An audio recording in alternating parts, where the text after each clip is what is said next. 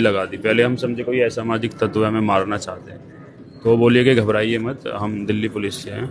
मोदी सरकार ने छात्रों को धोखा दिया, छात्रों की पीठ में छुरा घोंप दिया, छात्रों का आंदोलन खत्म कराने के लिए उनको अपनी चिकनी चुपड़ी बातों में लपेट लिया। अब आंदोलन खत्म हो चुका है तो सरकार का, पुलिस का, प्रशासन का जो बदले वाला रवैया है वो छात्रों के खिलाफ दिखाई दे रहा है। जिन छात्रों ने सरकार को घुटनों पर आने पर मजबूर कर दिया, अब उन छात्रों के खिलाफ सरकार जो है वो कार्रवाई करने जा रही है, प्रोटेस्टर्स के खिलाफ कार्रवाई करने जा रही है और भाजपा ने अपना असली रंग दिखा दिया है। दोस्तों, खबर बिहार से है, खबर बंगाल से है, खबर दिल्ली से है। नमस्कार, मेरा नाम है गौरव पाल, आप देख रहे हैं गौरव का चश्मा। सबसे पहले जंतर मंतर प्रोटेस्ट की जान कहे जाने वाले मोहम्मद जुनैद, जिन्होंने लगातार कई दिनों तक जंतर मंतर की प्रोटेस्ट साइट पर छात्रों को भूखा सोने नहीं दिया, छात्रों को प्यासा रहने नहीं दिया, जिन्होंने लोगों की मदद लेकर और अपने से खुद से जंतर मंतर पर छात्रों को लगातार कई दिनों तक, महीनों तक खाना खिलाया। अब उस मोहम्मद जुनैद को पुलिस परेशान कर रही है, मोहम्मद जुनैद पर पुलिसिया कार्रवाई की जा रही है, मोहम्मद जुनैद के परिवार को परेशान किया जा रहा है। 24 जुलाई की शाम को मोहम्मद जुनैद को उठाकर पुलिस ले जाकर मसूरी छोड़ दिया दिल्ली पुलिस ने, और उसके बाद फिर मोहम्मद जुनैद खुद वापस लौटे। मुझे 24 की रात में कुत्ते ने काट लिया था, लगभग वो 10:50 या 55 के आसपास, और मैं वहीं पे था प्रोटेस्ट साइट पे, कुत्ते ने काट लिया। तो मेरे एक साथी थे, मैं उसको लेकर RML हॉस्पिटल पहुंचा। तो लगभग 12 या 12:10 के आसपास हम गेट से बाहर निकले, और उसके बाद हम ऑटो किया वापस आने के लिए। तो 50-60 मीटर की दूरी पर जैसे ही हम चले तो कुछ लोग, एक ने आगे गाड़ी लगा दी। पहले हम समझे कोई असामाजिक तत्व हमें मारना चाहते हैं, तो वो बोलिए कि घबराइए मत, हम दिल्ली पुलिस से हैं। मैंने कहा भाई अपना कार्ड दिखा दो, थोड़ी संतुष्टि हो जाएगी। उन्होंने दिखा दिया, भाई ने कहा हाँ ठीक है।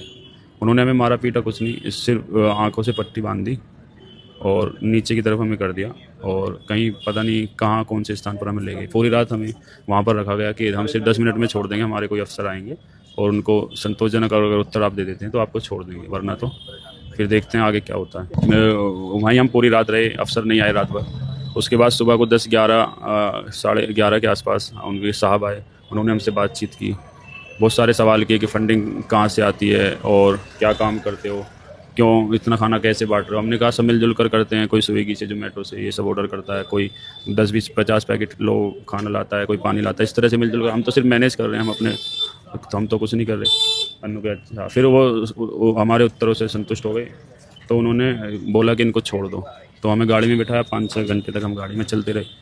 उसके पश्चात जो है हम लगातार चलते रहे, तो हमें उतारा गया जहाँ पर आंखों से पट्टी बनी थी। हम उनको देख नहीं पाए, ना पहचान पाएंगे, ना नाम पता है। इसके अलावा मैं आपको बता दूं कि कॉकरोच जनता पार्टी के प्रदर्शन करने वाले छात्र जो कि बंगाल और बिहार में प्रदर्शन कर रहे थे, उनके ऊपर कार्रवाई की जा रही है। वहां पर स्टूडेंट्स को अरेस्ट कर लिया गया है। खुद कॉकरोच जनता पार्टी के ट्विटर हैंडल से बताया गया, जिसमें लिखा जाता है कि डियर सम्राट Choudhary, Suvendu Adhikari, don't break the assurance given by JP Nadda and doctor Jitendra Singh, drop all criminal cases put on the protesters. जी हाँ, जो प्रोटेस्टर्स के ऊपर क्रिमिनल केसेस लगाए गए हैं उनकी कार्रवाई की जा रही है, उनको अरेस्ट किया जा रहा है। और कॉकरोच जनता पार्टी ने साफ कह दिया है कि ये उस संधि के, उन शर्तों के खिलाफ है जो कि हमने आंदोलन खत्म करने पर सरकार के साथ तय की थी कि किसी भी प्रोटेस्टर के खिलाफ कोई भी कार्रवाई नहीं की जाएगी, किसी भी प्रोटेस्टर को डिटेन नहीं किया जाएगा, अरेस्ट नहीं किया जाएगा,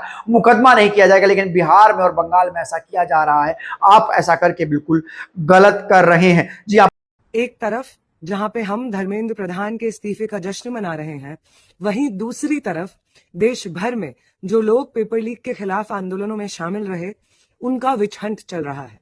बिहार में पालीगंज के MLA संदीप सौरभ के साथ में आइसा के एक्टिविस्ट्स साथी धनंजय, साथी दीपांकर, साथी सबा, साथी दिव्यम को बेऊर जेल में लगभग 3 दिन से बंद किया हुआ है।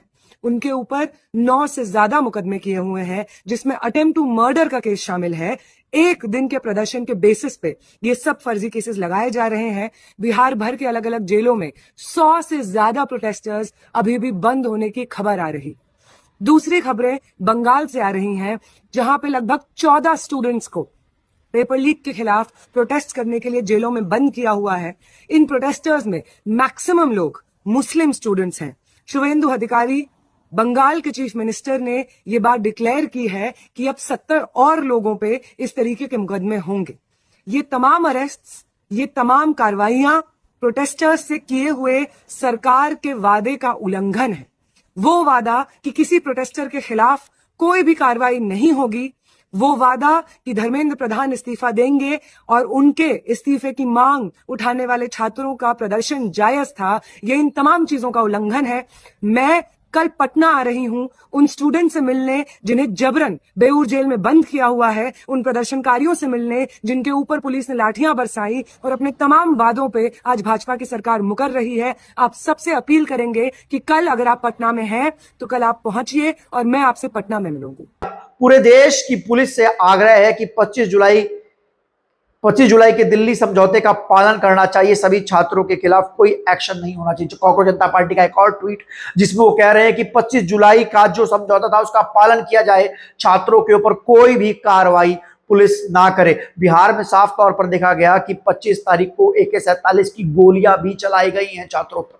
जिस पुलिस वाले ने गोली चलाई थी उसको सस्पेंड कर दिया गया। बड़ी खबर बीजेपी की, जी हां, टिहरी की बीजेपी की जो युवा मोर्चा की मंडल अध्यक्ष थी मनिका राणा, जो इस प्रोटेस्ट में छात्रों की आवाज को बुलंद करने पहुंची थी दोस्तों, उस मनिका राणा को भी बीजेपी ने हटा दिया है उसके पद से और उसके खिलाफ कार्रवाई की जा रही है। दोस्तों समझ सकते हो कि मोदी जी ने कहा था, माय डियर फ्रेंड्स, मैं आपका दोस्त हूं, मुझसे बात कीजिए, मुझसे संवाद कीजिए, मैं आपकी सारी समस्याओं का हल कर दूंगा। और किस तरीके से नरेंद्र मोदी ने माय डियर फ्रेंड्स कहकर फ्रेंड्स को एनिमी बना दिया है दोस्तों। जी हां, जिस जेनजी जनरेशन ने इस देश में लोकतंत्र को बचाने के लिए सड़कों पर आंदोलन किया, अब प्रधानमंत्री ने धोखे से उनसे आंदोलन खत्म करवाया और अब उनके खिलाफ कार्रवाई की जा रही है। यह अपने आप में बहुत ही ज्यादा दुर्भाग्यपूर्ण है। इसके अलावा जंतर मंतर पर जो प्रदर्शनकारियों ने वीडियोस अपलोड किए जो कि सोशल मीडिया पर वायरल है, उन सब वीडियोस को हटाने की कार्रवाई दिल्ली पुलिस कर रही है और यहां तक कि नोटिस भी भेजे जा रहे हैं। तो साफ सी बात है कि बीजेपी ने छात्रों की पीठ में छुरा घोंप दिया है और इस आंदोलन में समझौते के नाम पर छात्रों के साथ ठगी कर ली है। जुनैद हो या फिर बिहार के प्रोटेस्टर्स हों, दिल्ली के प्रोटेस्टर्स हों, सब लोगों के साथ अत्याचार अब किया जा रहा है। बीजेपी ने अपना असली रंग, असली चेहरा दिखा दिया। आपका इस पूरे मामले पर क्या कहना है? जेनजी इसका इस पूरे मामले पर क्या कहना है? आप लोग कमेंट सेक्शन में लिखकर बता सकते हैं। तक के लिए चलते, धन्यवाद, नमस्कार।